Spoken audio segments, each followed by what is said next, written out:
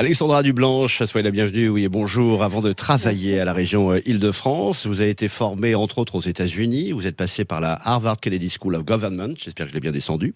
Vous avez d'ailleurs été bénévole sur la campagne de Barack Obama, quelle chance, c'était à New York. Et puis de retour en France, vous avez été conseillère et puis maire adjointe de Sartrouville dans les Yvelines pendant plusieurs années. La région, vous y arrivez en 2013, d'abord en tant que conseillère à l'action économique, pour arriver ensuite à la vice-présidence pour le développement économique et donc et à l'attractivité. Voilà, je vais arriver à le dire. Parallèlement, vous avez fondé Federavox, une start-up de stratégie électorale.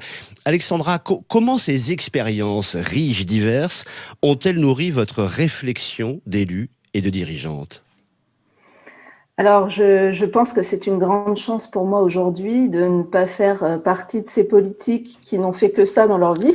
Et donc, je pense que ça me donne une légitimité encore plus importante d'être passée par le secteur privé, notamment. Je ne sais pas si vous l'avez dit, j'ai commencé ma carrière, oui, dans le conseil chez McKinsey en Oui, Allemagne. je l'avais omis, Et absolument. donc, aujourd'hui, quand je m'adresse à une entreprise, elle sait que je ne suis pas juste politique, mais que je sais un peu aussi de quoi je parle, pour avoir vu pas mal de boîtes dans ces expériences-là. Et donc, voilà, je pense que c'est particulièrement important et ce qu'attendent encore plus nos concitoyens des hommes et femmes politiques. C'est clairement ce qui manque aux autres, vous croyez, Alexandra ? Comment ? C'est clairement ce qui manque aux autres, à certains de ceux qui dirigent aujourd'hui les affaires du pays ? Mais je pense qu'il y a un manque de confiance dans les hommes et les femmes politiques. Et donc, déjà, montrer qu'on sait de quoi on parle et qu'on n'est pas juste en commentateur qui n'est jamais passé par cette expérience-là, je pense que ça apporte quelque chose d'important, notamment dans une crise, par exemple, comme celle qu'on vit. Avoir vu des entreprises en difficulté, par exemple, être passé par là, ça apporte une légitimité et donc un peu plus peut-être de recul aussi. Ouais, à venir. Et ça apporte aussi une certaine richesse à votre réflexion d'élu, tout bêtement, on présuppose. Tout à fait, puis ça apporte...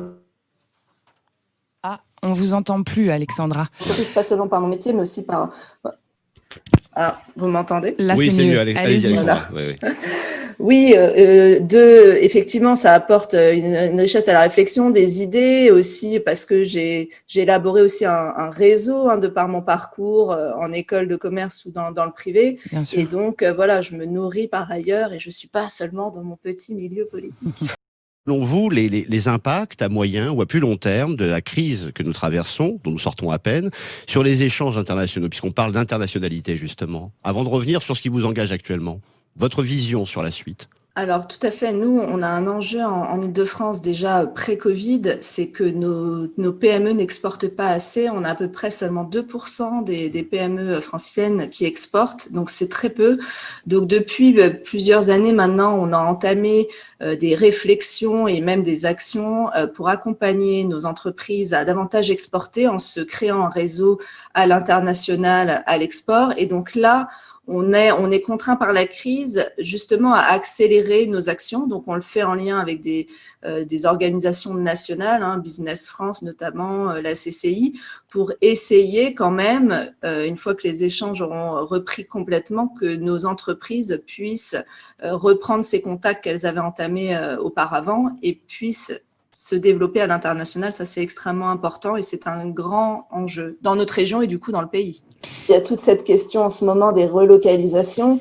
Nous, même chose avec Valérie Pécresse, c'est quelque chose qu'on essayait d'amorcer déjà auparavant parce qu'on veut rester une région industrielle. On est la première région industrielle de France en nombre d'emplois, Oui. ou la deuxième, je crois. Il y a la région Île-de-France. Mais la première sur certaines grandes filières telles l'aéronautique, l'automobile. Et donc, on avait déjà essayé d'attirer, on est toujours en compétition avec d'autres pays, voire d'autres régions, pour attirer de l'industrie en Île-de-France, où c'est toujours un peu plus complexe en termes de foncier, de terrain. Et donc là, il y a effectivement une prise de conscience de certaines logiques qui se sont un peu effondrées pendant cette crise. Et donc, nous, on veut davantage aider certaines filières à relocaliser, pas forcément toute la chaîne de production, mais certains maillons. Je pense à l'industrie du médicament, je pense à l'aéronautique, à l'automobile. Par exemple, là, on est en train de travailler pour essayer de développer une usine qui va fabriquer des batteries électriques pour l'automobile, donc dans notre région. Donc, c'est des choses qu'on a vraiment envie de pousser. on les pousse en finançant, c'est-à-dire qu'on va mettre des moyens sur la table pour attirer ces entreprises, les aider à s'installer, les aider à recruter, parce que là, c'est un des atouts d'Île-de-France, on a beaucoup de talent. Et donc, voilà, on y met 10 millions dans notre plan de relance pour cette relocalisation. D'accord. Alexandra Dublanche et Damien Pomeray, cette question, elle est un peu pour vous deux.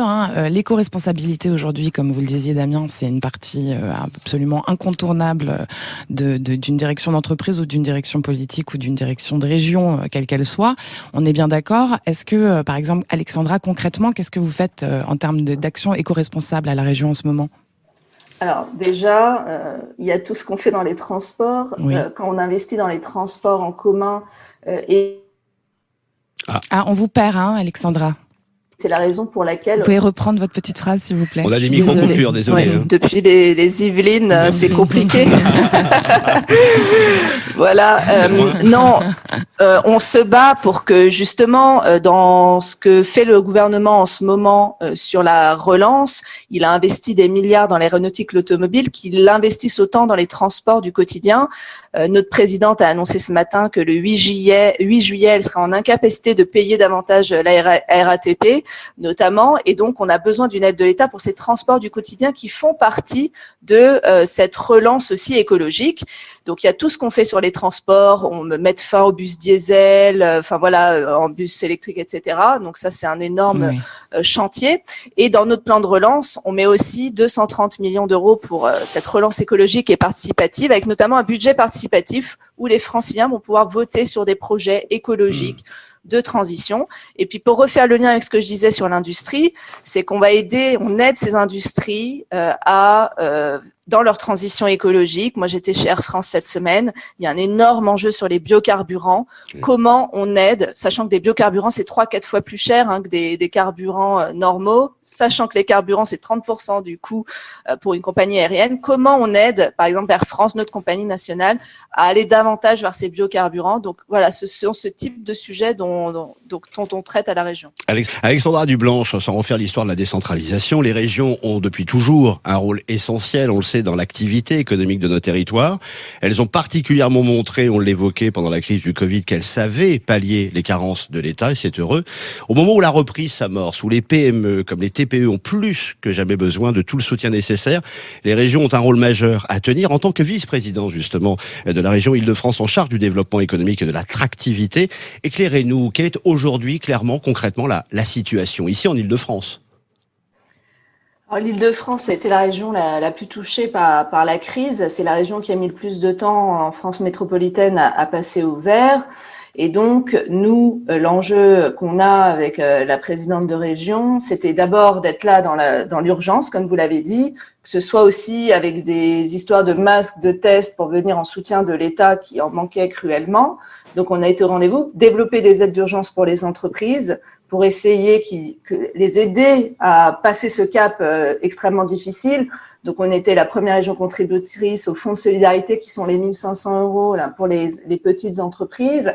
On vous a c'est perdu. Dommage. Bon, pour accorder 250 millions. Vous reprenez juste le début de votre phrase. C'est une malédiction. Donc, je reviens sur le fonds de solidarité. Oui. On était la première région contributrice du fonds de solidarité.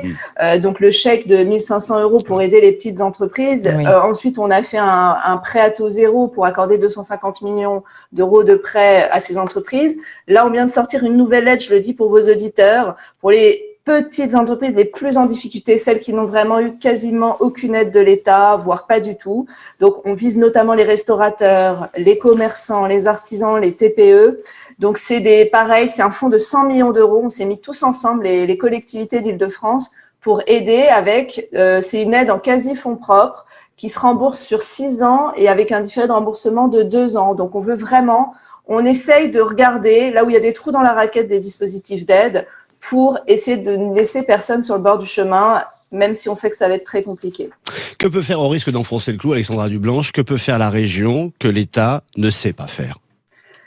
Alors déjà, c'est d'être en proximité. Nous, toute la crise, on était en lien avec les acteurs par département. On n'a pas le même problématique en Seine-et-Marne où on va me parler de l'ouverture des marchés alimentaires et à La Défense où on va me parler de la mise en place du télétravail. L'Île-de-France, elle est très, très variée. Elle est à 75% agricole, rurale et forestière. Vous l'avez pas dit, je suis aussi en charge de l'agriculture et de la ruralité parce que c'est une grande région agricole malgré les caricatures. C'est vrai, c'est Et vrai. donc, du coup, 75%, c'est énorme, hein, on n'y pense pas, effectivement. c'est énorme, et on salue la oublie, en fait, Seine-et-Marne. d'où le fait que je capte mal de la grande couronne, mais on y travaille. Et les Donc, Yvelines du aussi. coup, voilà, les Yvelines, toute la grande couronne est assez rurale, voilà. Et donc, nous, ce qu'on peut faire, déjà, il y a des choses qu'on peut faire parce qu'on a fait des économies pendant 4 ans, on a une bonne gestion. On a fait énormément, on a mis nos agents aux 35 heures, certains étaient à 32. On a déménagé à Saint-Ouen, en Seine-Saint-Denis, au lieu de Paris 7e pour faire des économies. Et donc aujourd'hui, on a une capacité d'agir face à la crise. Et c'est la raison pour laquelle on est capable de mettre 1,3 milliard sur la table, qui ne sont pas que de l'endettement, et parce qu'on a une bonne gestion financière. Et je pense que l'État n'est pas du tout dans cette situation. Aujourd'hui, l'État dépense beaucoup, et il le faut aussi parce qu'il faut venir en soutien à tous ces secteurs. Mais il n'a pas fait les économies avant. Donc, ça sera dans un second temps, mais ça va poser problème à un moment de s'endetter de la sorte. Nous, on peut le faire parce qu'on avait une bonne gestion auparavant. Et donc, être en proximité comme ça nous permet d'avoir un plan inédit de soutien d'1,3 milliard. Il y a certaines régions non plus qui ne peuvent pas le faire parce qu'elles n'ont pas eu cette bonne gestion avant. Et donc, je pense qu'on peut être en soutien à la culture, aussi sur tout l'aspect social. Il y a une montée de la pauvreté dans notre pays. Et donc dans notre région aussi, et je vous redonne la parole. Les femmes sont meilleures gestionnaires, Judith, c'est ça le truc. Ça dépend. Alexandra Dublanche, la région d'Île-de-France, donc elle a ce plan de relance dont on parle depuis tout à l'heure. Il est cross-secteur, donc tout secteur confondu. Alors il y a un secteur qui est très très en mal. On vient d'apprendre que les clubs, les boîtes de nuit ne rouvriront qu'en septembre. Il y a énormément d'établissements qui a priori vont du coup rester fermés, ce qui est assez catastrophique, et là sur toute la France. Est-ce que vous avez une idée de ce qui va se passer pour le monde de la nuit en Île-de-France, justement ? Qu'est-ce que vous pouvez faire, oui. Alors, je pense, pour revenir aussi en lien avec la précédente question, qu'il faut être souple et agile. Ce qu'il faut savoir, c'est que le virus, il circule encore dans notre région. On est passé en vert, mais c'est pas la fin de tout. C'est pour ça, d'ailleurs, que nous, on veut qu'il y ait un port du masque obligatoire aussi encore dans les transports, parce que c'est là, dans des milieux fermés où ça circule. Donc, il faut quand même écouter les autorités sanitaires. Mais par exemple, sur les restaurants, nous, on s'est beaucoup battu avec Valérie Pécresse pour qu'ils réouvrent beaucoup plus tôt. Et on est ravis que finalement, il n'ait pas attendu le 22 juin pour annoncer une réouverture. Ça, c'était vraiment important. Moi, je pense que sur les discothèques, il y a plusieurs choses. Déjà, nous, dans le plan de relance, il y a des mesures qu'on a mises en place qui peuvent leur être utiles. On a mis 20 millions d'euros sur la culture.